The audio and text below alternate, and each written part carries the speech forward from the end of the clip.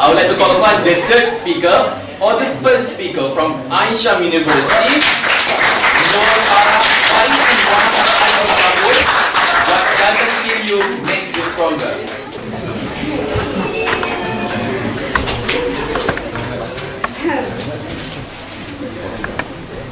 The thing about failure is, when it's taken or accepted the right way, it can be every bit like I've seen. Oh yes, before I get lost any further in my own ramblings, allow me to bid a very good evening to Mr. Speaker, our wise educators, the ever-precise timekeeper, and last but not least, everyone present here this evening. I'm sure all of us here have often heard of this quote, "What doesn't kill you only makes you stronger."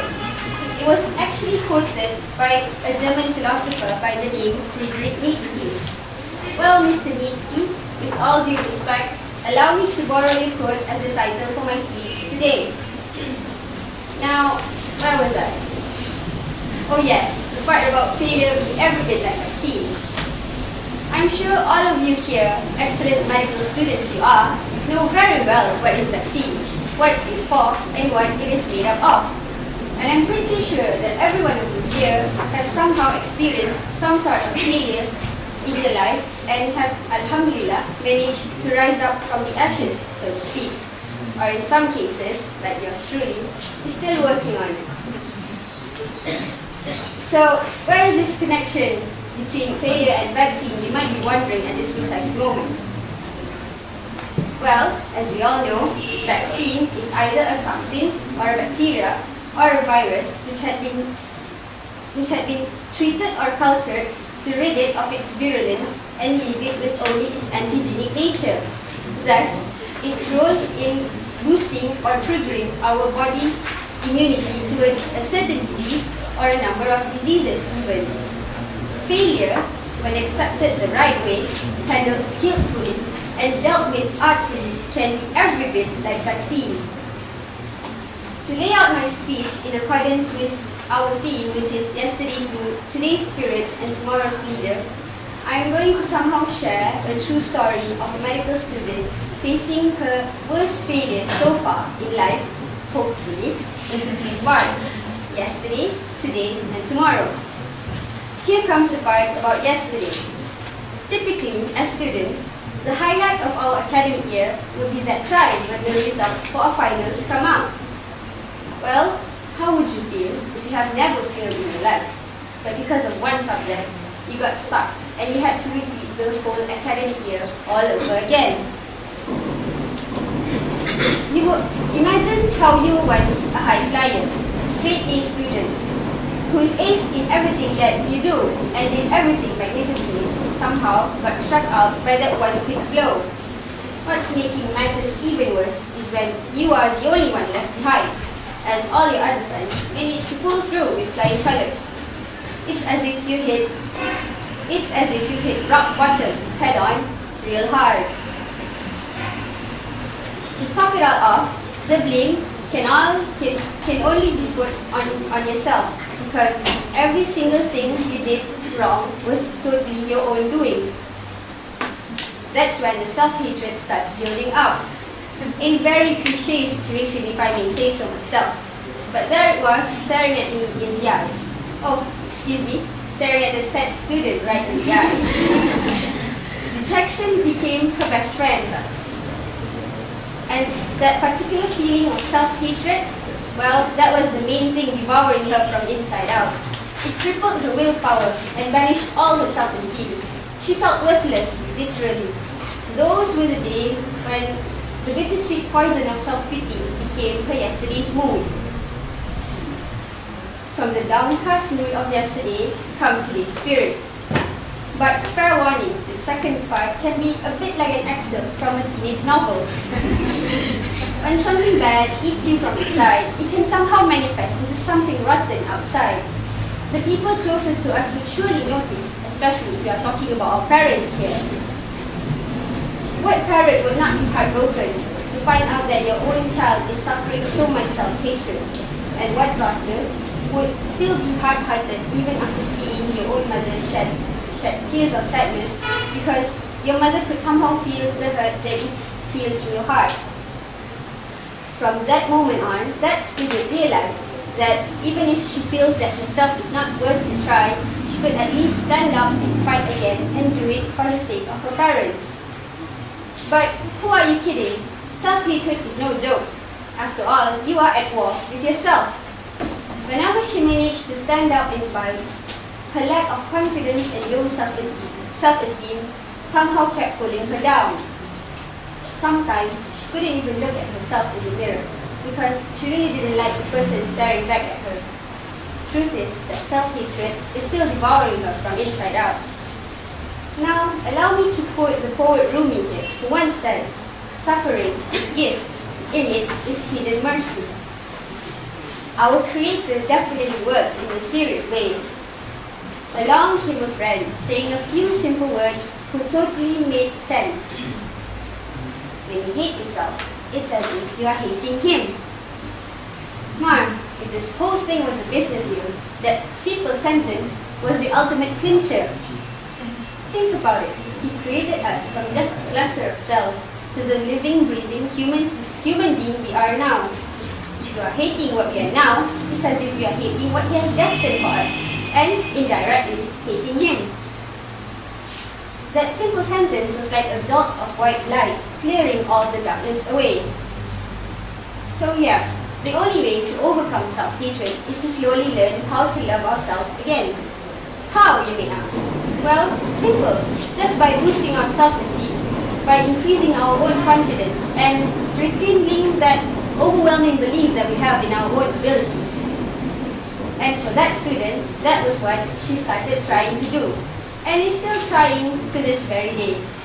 With that simple sentence always being a constant reminder in her mind, she slowly gained willpower to prove to herself that she is nothing that all the degrading stuff that she thought she were. Basically, it was all just simple logic, but silly girl wallowed so much in self-pity she couldn't figure that simple things earlier. Well, we know not what Allah knows best. So, allow me to end the story of that student here before I turn this into a storytelling competition. Let's just pray for her success and all our success in our studies and in everything that we do, inshallah. The part by tomorrow I'm going to present right now, I think would not only apply to that student, but to every one of us here in general. Just remember that everything happens for a reason. Whether it is good or bad, we must always keep our faith in ourselves, because we are the best creation our Creator has made. We were chosen to be the caliph in this world. Therefore, we are very much capable in achieving greatness of epic proportions. Just remember to not get pulled down by our own doubts and insecurities. And don't let ourselves be the largest obstacle preventing us from moving forward. Here's the cool bit. Even if, after all the self-pushing and countless positive thoughts you kept drilling into yourself, you somehow still feel a bit rejected or somehow kept wondering, what's the point of all this? That is the time you should check your nawaitu. If you're doing everything just for the sake of yourself, that is where you are wrong. After all, we were created to serve one purpose in this world, which is to be His servant. Simple enough, right? Therefore, we should always remember that above all other reasons, He must be the most important one. Lillahi ta'ala. We can never go wrong when we keep that simple phrase in mind. Because after all our efforts and all our exhaustion, physically or mentally, we never go unrewarded with Lillahi ta'ala in our mind. I think I may have reached the end of my speech. But before I end, I would like to say a few more words just to make sure that the message I want to share today is conveyed clearly. From yesterday's mood, come today's spirit. Mind you, that spirit part, that's the tricky bit. Be sure you caught a positive one. How can we be sure of that? Simple, it's just back to basics. For Muslims, what are our basics? Well, the Quran and Sunnah, of course. Like I said just now, we can never go wrong when we have Lillahi ta'ala in our hearts. let that be your guiding light, leading you to a better tomorrow. With that, I thank you.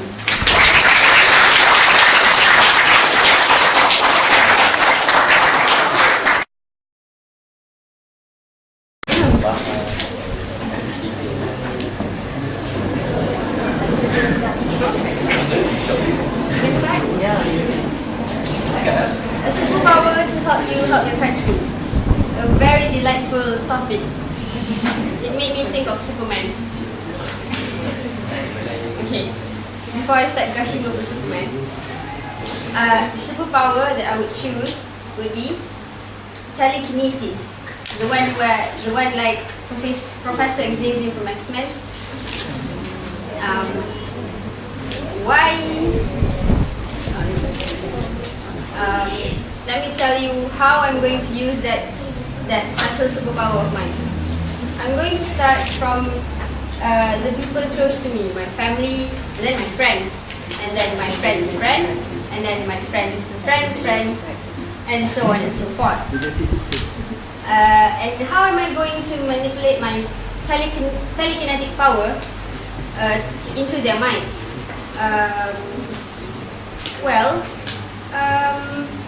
Before that, let me tell you why I choose that telekinetic power.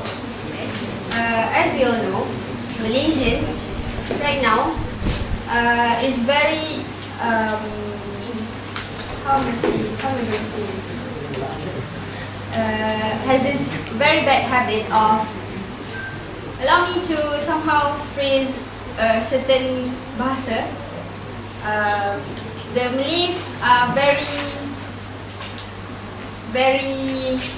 verbal in what they say, but very lacking in their actions. Tin kosong to be exact. And then when everyone started talking, they only talk and they only try to do things for their own interest. And another bad thing about Malaysians right now is that they only know how to degrade people and how to put down people so that people can look at them that they are better than others, but they are not actually very skillful, but people look at them as if they are better because they are being good at downgrading people. Am I being clear? Yes.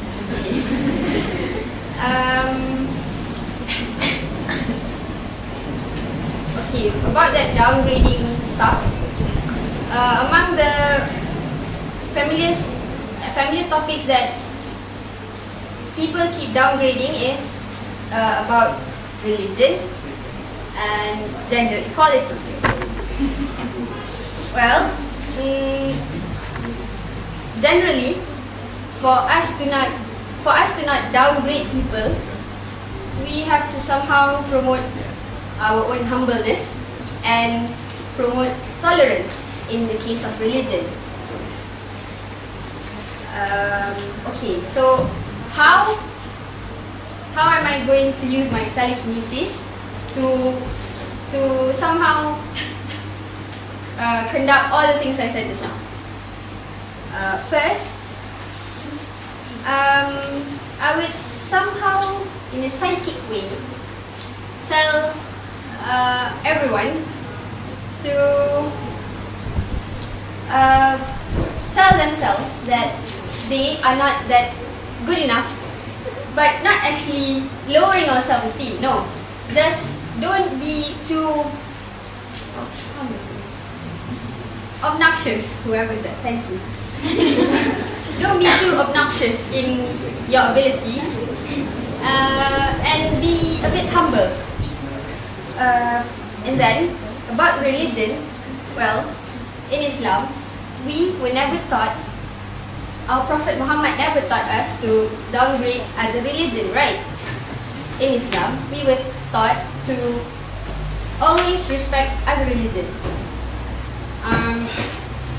And about the gender equality, well, in Islam, actually, there is no issue of gender equality. Gender equality is actually just an issue made up by the Western people, and somehow they managed to frame that Islam is a religion that oppresses women. But actually no, it's just their, I can say, agenda in Islamophobia. Before I ramble more about this gender equality, let me continue with my real speech. The telekinesis, another thing is to stop taking other people's rights. Because, how may I say this? Like I said just now, the one about when we start talking, we only talk about things that improve our interests. That means we are only taking care of our own rights but not other people's. We should somehow, in Islam, we are always told to always put other people first. So that is what I'm going to somehow instill into everyone else's minds.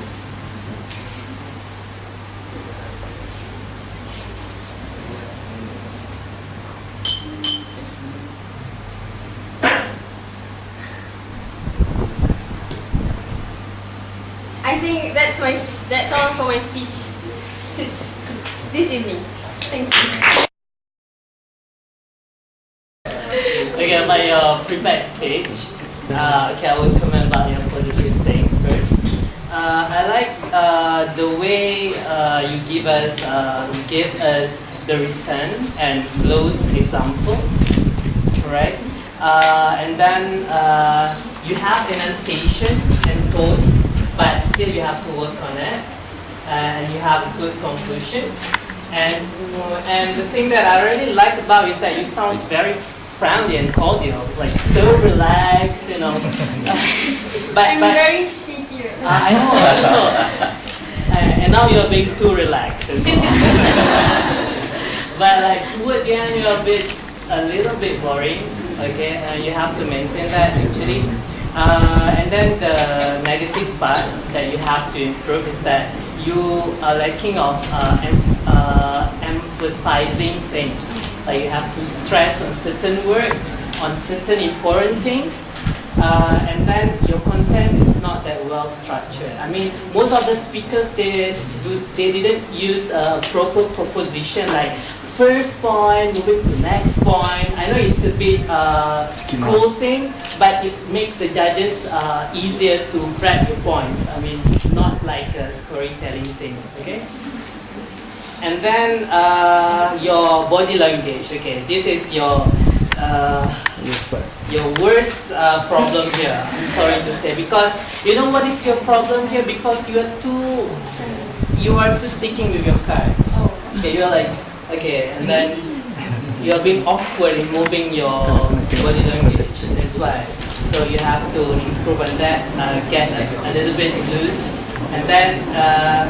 You are lack of eye contact, but in impromptu you are improving, and then your pronunciation as well, you have to improve on it.